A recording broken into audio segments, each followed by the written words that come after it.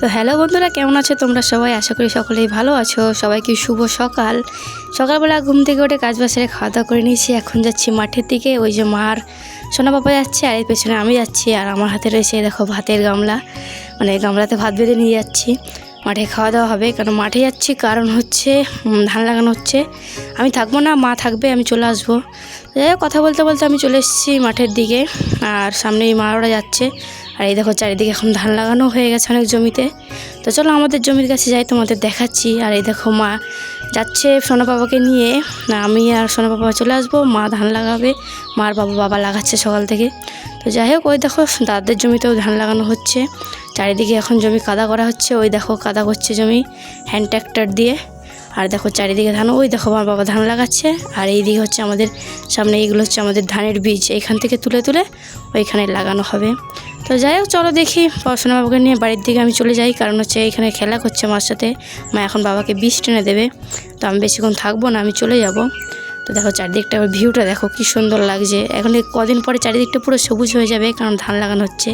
তো আমি একটু দেখাচ্ছি তোমাদের ধান গাছ। দেখো একটা একটা করে ধান গাছ, একটা কি দুটো করে ধান গাছ লাগানো হয়। তো তারপর আমি একটু বসে পড়লাম এবং চারিদিকেরটা একটু ঘুরে ঘুরে দেখালাম, কারণ সুন্দর লাগছে। পেছনের ব্যাকগ্রাউন্ডটা পুরো সবুজে সবুজ। এখন তো অল্প সবুজ, কদিন পর আরও বেশি হয়ে যাবে। আর এদিকে দেখো মা আর সোনা বাবা গল্প করছে। তো যাই হোক, চলো আমরা এখন বাড়ির দিকে যাবো। সোনা বাবাকে নিয়ে নিই, নাহলে মা এখন ধান বীজটা আনতে পারবে না। তো চলো ওকে নিয়ে নিই, তারপরে কথা হচ্ছে।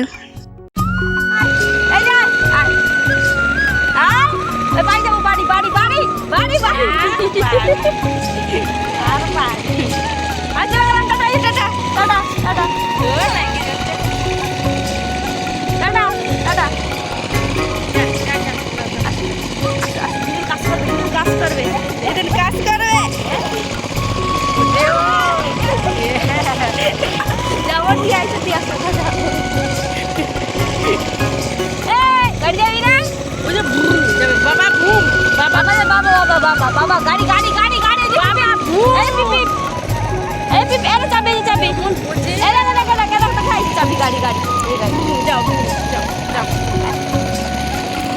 এ বাবা চাবি খোলা দিছ না দেখলাম। তো তোমরা দেখতেই পেলে মায়ের কাছ থেকে সোনা বাবা কোনো মতে আসবে না। ভাগিস আমার পকেটে গাড়ির চাবিটা ছিল, সেই কারণে ওকে দিয়ে তারপরে এই যে নিয়ে আসলাম। মানে কি বলবো, মানে মায়ের কাছে গেলে কারো কাছে আসতে চায় না, এমন করে। মাকে এখন কাজ করতে দেবে না, ওকে কোলে নিয়ে বসে থাকতে হবে, গল্প করতে হবে। তো যাই হোক, চলো এখন বাড়ির দিকে যাই, তারপরে কী কী হয় সবই তোমাদের দেখাতে থাকবো। পুরো ভিডিও দেখতে থাকো।